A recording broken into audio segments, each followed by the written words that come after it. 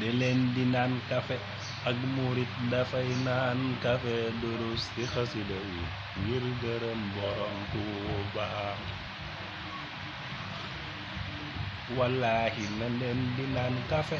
ak murit dafay naan kafe durus ci xasida yi ngir sant ko Sëriñ Tuuba wallaahi na leen di naan kafe ak murit dafay naan kafe durus ci xasida yi ngir sant ko Sëriñ Tuuba waaw ñun murit kafe la ñuy xëye moom la ñuy yendoo moom la ñuy fanaanoo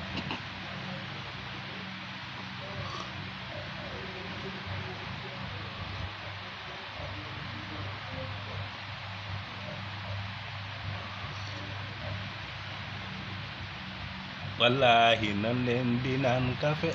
ak murit dafay naan kafe durus ci xasida yi ngir gërëm borom Tuuba na leen di naan kafe